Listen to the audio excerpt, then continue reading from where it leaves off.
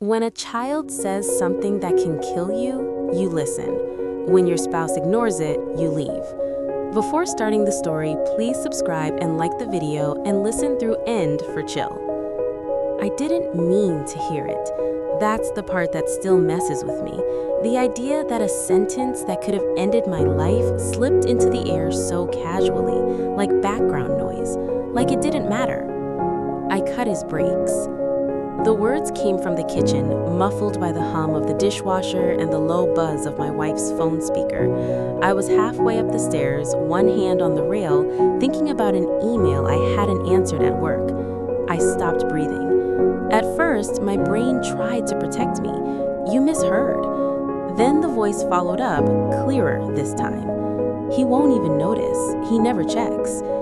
That voice belonged to Ethan, my wife's 16-year-old son, my stepson, the kid I'd helped with algebra homework, the kid whose soccer games I'd stood through in the rain, the kid whose college fund I'd quietly added to every month because I wanted him to feel secure. My wife laughed softly, not a shocked laugh, not a scared one, the kind you make when you don't want to escalate a situation. I didn't walk into the kitchen. I didn't demand answers. I didn't yell. I went upstairs, shut the bedroom door, and sat on the edge of the bed until my heart slowed enough for me to think. If I confronted him and he denied it, nothing would happen. If I confronted my wife and she minimized it, I'd doubt myself. And if I drove that car again without knowing for sure, I didn't finish that thought. Instead, I grabbed my keys, not the car keys, and called a towing company, told them my vehicle was having mechanical issues and I didn't feel safe driving it. While I waited, I watched from the window as my wife and Ethan laughed over snacks at the kitchen island. He looked relaxed, proud almost. The tow truck arrived an hour later. My wife finally noticed when she heard the chain. "What are you doing?" she asked, stepping outside in her slippers. "Why is the car being towed?" I kept my voice even. "I'm taking it somewhere safe." "To where?" I looked her dead in the eye. "To Ethan's mother." Her face drained of color. She didn't argue, she didn't follow. She just stood there, arms crossed tightly, like someone trying to hold a crack together with their bare hands. Ethan's biological mother lived across town, in a quiet cul-de-sac, the kind with trimmed hedges and flags on mailboxes. She answered the door wearing scrubs, clearly just off a long shift. She saw my face and immediately stepped aside. "What's wrong?" I told her everything, every word I overheard, every detail. She didn't interrupt, she didn't defend him.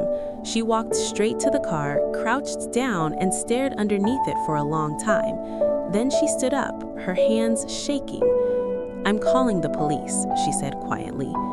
That's when my wife finally spoke. "Don't," she said. "He didn't mean it." Ethan appeared behind her, pale now, eyes darting. His mother turned slowly. "Did you do this?" He hesitated. That pause was the loudest sound I've ever heard. "Yes," he said, "but he deserves it. He's always trying to control everything." Control? Because I asked him to clean his room? Because I took his phone after he failed 2 classes? Because I told my wife we needed family counseling? The officer arrived, then another. They found the damage. Not enough to guarantee failure at low speed, but enough to fail on the highway. Enough to kill someone.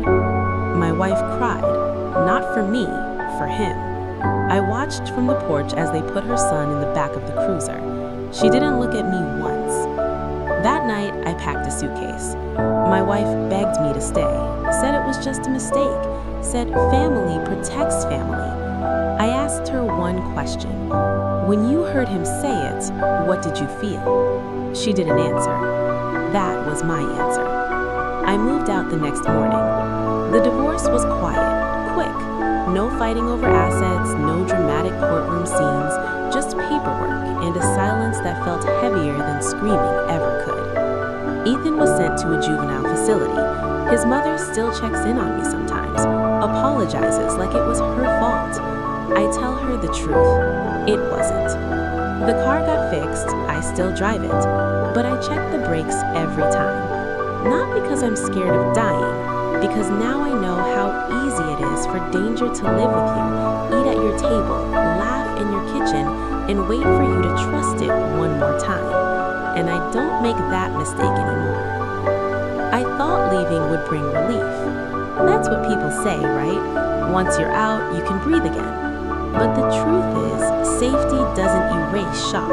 It just gives it room to echo. The first night alone, I slept on the couch in my brother's spare apartment. The place smelled like detergent and old books. Harmless, quiet. Still, I woke up every hour, heart racing, convinced I'd heard footsteps or a creak of a door opening that wasn't there.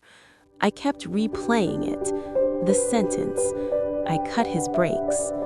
Not screamed, not whispered, just stated like a fact, like weather. What haunted me wasn't just that Ethan said it was that my wife heard it and chose peace over truth. I remembered all the small moments I'd brushed off, the way she'd step between us when I tried to discipline him, the way she'd tell me he's been through a lot, every time he crossed a line, the way my concerns always ended with me apologizing for my tone, for my timing, for making things tense. I thought that was compromise. Now I saw it for what it was, conditioning. In the days that followed, I started shaking every time I got behind the wheel. Not panic attacks, something colder. My hands would lock at 10 and 2, knuckles white, jaw clenched, as if my body was bracing for a betrayal that had already happened. I kept replaying alternate endings. What if I hadn't overheard him? What if I'd been late for work that morning and rushed out? What if the brakes failed on the interstate instead of the driveway? I'd picture my wife getting a call from the police, picture Ethan crying, insisting he didn't mean it to go that far, picture the world forgiving him because he was young, while I became a headline, a statistic, a lesson learned too late. And then the anger would come. Not loud anger, not the kind that yells, the kind that sits in your chest and burns slowly. I had loved that child. I had defended him to teachers, to neighbors, to my own family. I had told people he's a good kid, he just needs guidance. What he needed was boundaries. What he had was silence. The divorce papers arrived 2 weeks later. My wife signed them without protest. No notes, no explanation, no apology for not believing me, or worse, for believing me and choosing him anyway. That hurt more than the act itself, because it told me something final. If I had died, she would have mourned him first. Months passed. People stopped asking questions. Life smoothed itself out, like it always does for everyone except the person who lived through it. I went back to work. I laughed at the right moments. I learned how to say I'm fine without my voice cracking. But sometimes, late at night, I'd sit in my parked car after turning off the engine, just sitting there, listening to the ticking metal cool. I'd rest my forehead against the steering wheel and think about how close I came to trusting the wrong people with my life. Not strangers, family. And that's the lesson that stayed. Not that evil looks monstrous, but that it often looks familiar, comfortable, safe, until the moment it decides you're expendable. And once you learn that, you never unlearn it. The nightmares didn't come immediately. At first, there was only numbness, the kind that makes coffee taste like water and days blur into a single gray smear. I went through the motions with surgical precision. Wake, shower, drive, work, return, sleep, or try to. Then the dreams started. In them, I was always driving, always confident, always unaware. The road stretched clean and empty ahead of me, sunlight pouring through the windshield like forgiveness. Then the brake pedal would sink beneath my foot, soft, useless, gone. No screech, no explosion, just the sudden understanding that nothing was going to stop me. I'd wake up choking on air, hands clawing at my chest, heart hammering like it was trying to escape before the impact. Sometimes I'd scream, sometimes I'd just stare at the ceiling until morning bled in. I stopped sleeping in the dark. Dark felt like permission. What broke me wasn't fear.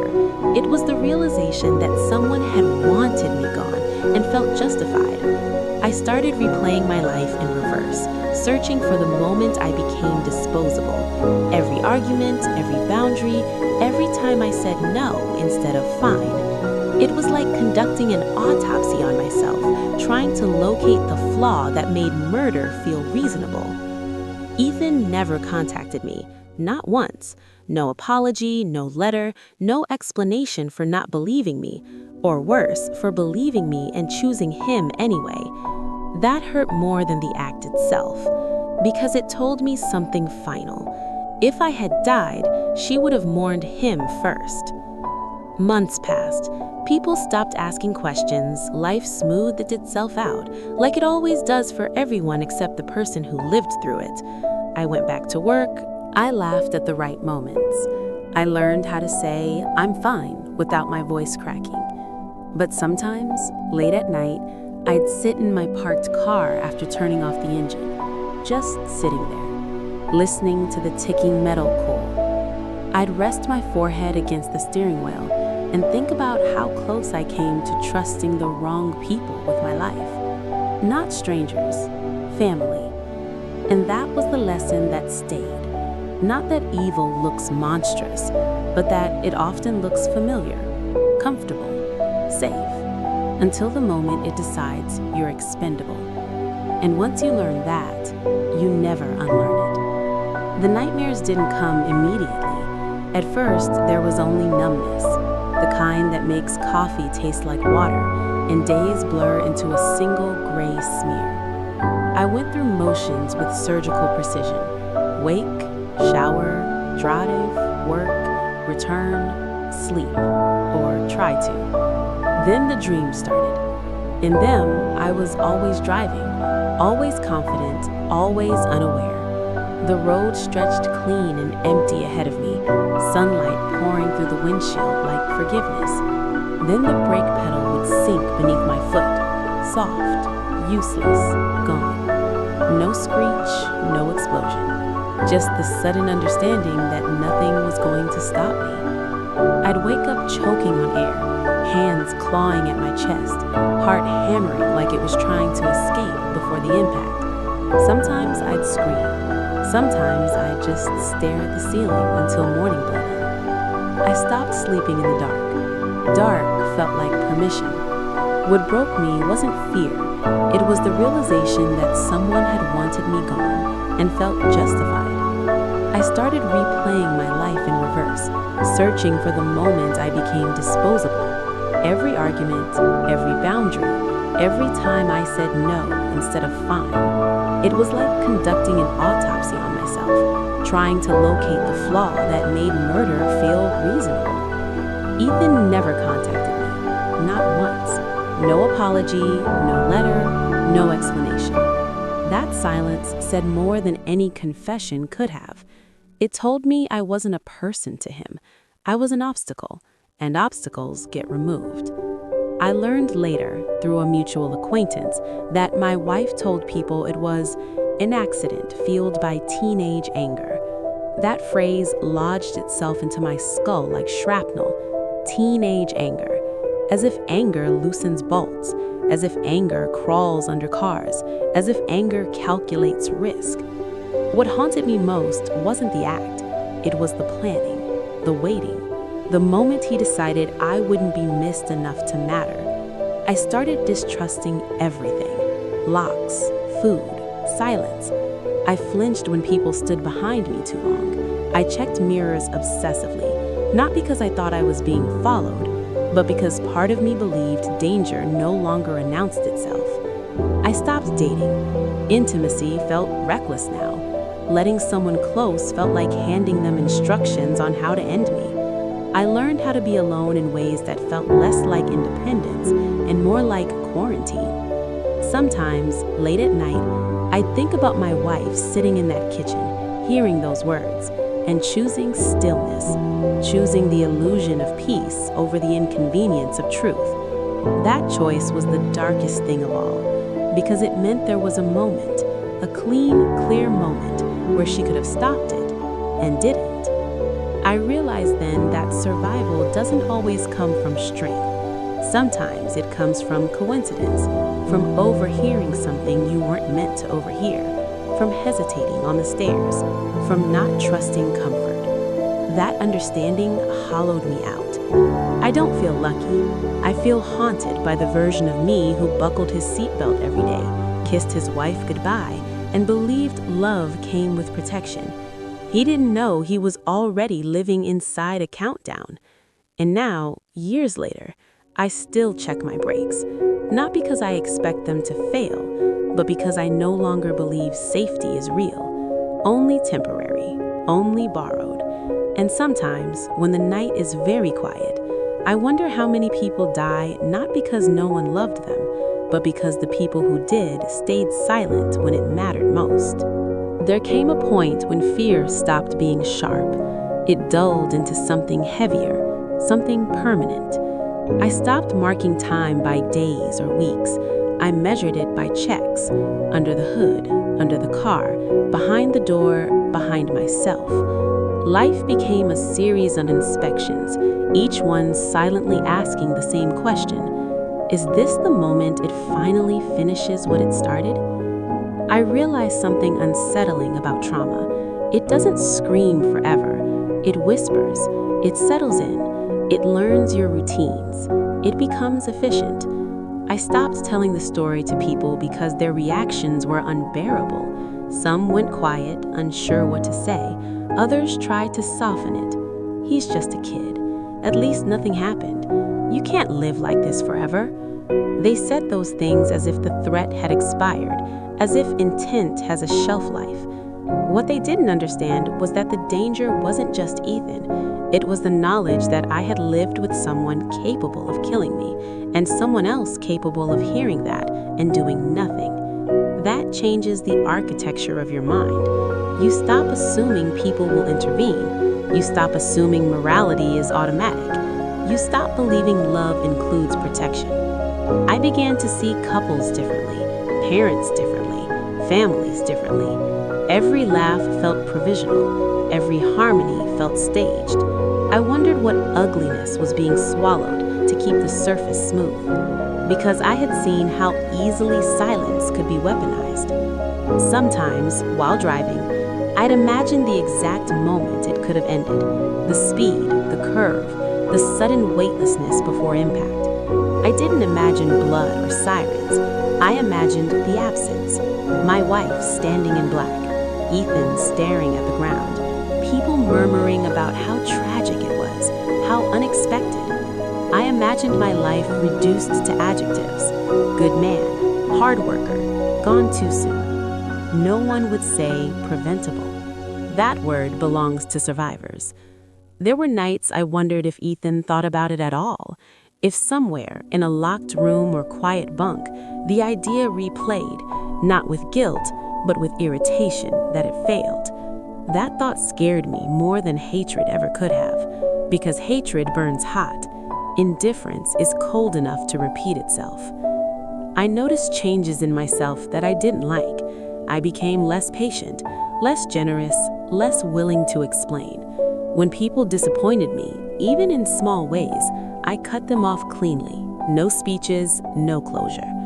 I had learned that proximity is not a virtue, it's a risk.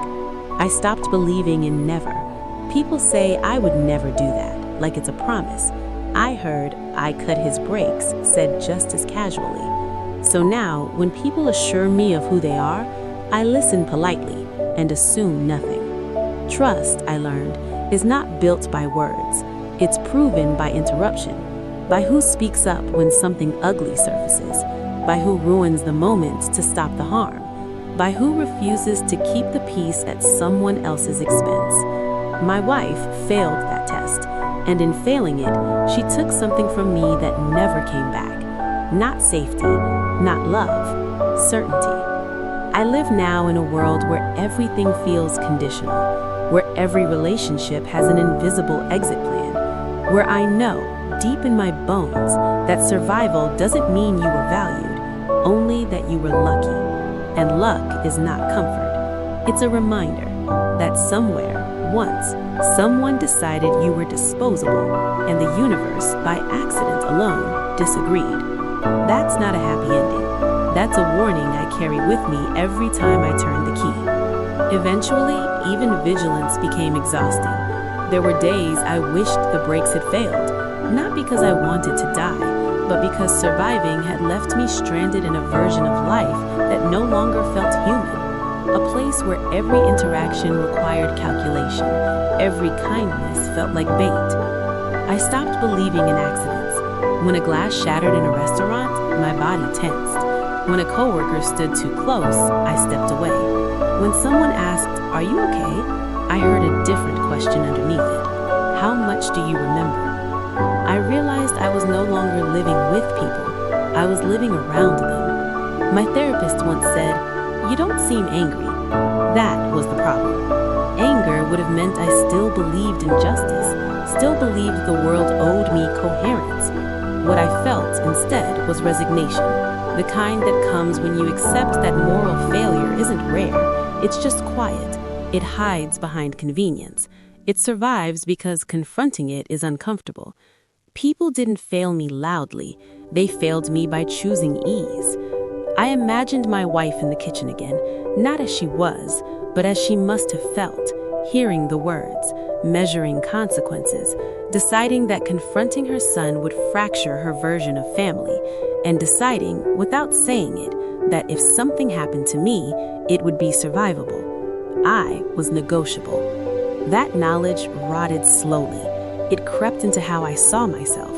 I started asking questions that didn't have answers. Was I ever loved or merely tolerated? Was I valued or simply useful? If I had died, how quickly would my absence have been repurposed into a narrative that protected everyone else? I stopped keeping photos. Faces felt dishonest, smiles looked like rehearsals. I deleted messages, cleared voicemails, erased evidence of attachment like I was preparing for disappearance. Not suicide, erasure. The quieter impulse, to leave nothing behind that could be rewritten. Some nights, I sat in my parked car long after arriving home, engine off, lights out, watching shadows slide across the windshield. I thought about how thin the line is between existing and being remembered, how easily a life can be summarized by people who didn't protect it. I used to believe monsters announced themselves. Now I know they don't have to. All they need is someone willing to look away. I don't check my brakes as often anymore, not because I trust them, but because part of me understands something worse than death. Living after you've learned that your life was once weighed, measured, and deemed expendable, and the world kept spinning without hesitation. That knowledge doesn't fade, it settles, and it teaches you how to disappear in plain sight, breathing, working, functioning, while never fully belonging to the living again. I used to think survival was loud, sirens, confrontations, big heroic moments.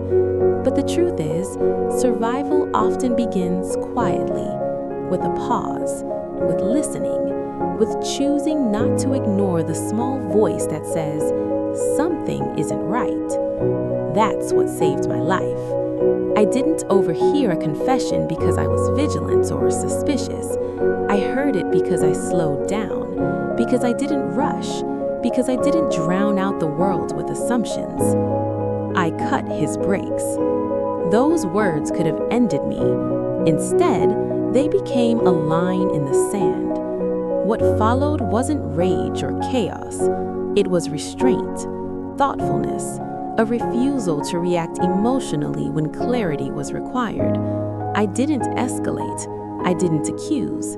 I chose the safest, calmest path, one that protected me and forced the truth into the open. That decision mattered.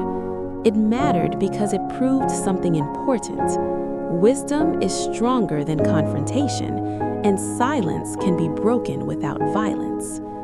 When the truth came out, it was devastating, But it was also clean. No guessing, no denial, no gaslighting. Reality stood on its own, undeniable, and I walked away alive. For a long time afterward, I thought what I lost mattered more than what I kept.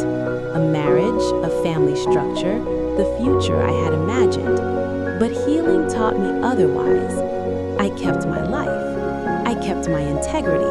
I kept my ability to choose myself without becoming bitter. That's not a small thing. I learned that love isn't measured by how much you endure. It's measured by who protects you when it counts. I learned that peace doesn't come from keeping families intact at all costs, but from refusing to let silence become dangerous. Most importantly, I learned to trust myself, not blindly, but wisely. I learned that listening is an act of courage, that leaving is sometimes the most loving thing you can do, for yourself and for everyone involved, and that walking away from harm doesn't make you weak, it makes you responsible. Today, my life is quieter, stronger, honest. I still drive that car. I still check the brakes, not out of fear, but out of respect for my own life. And when I think back on that moment on the stairs, I don't see it as the day everything broke. I see it as the day everything worked, because I listened, because I acted, because I chose life over comfort. And that choice continues to protect me every single day. If that story gave you chills, drop a like, subscribe, and comment so I know you made it to the end. I've got another one. See you then.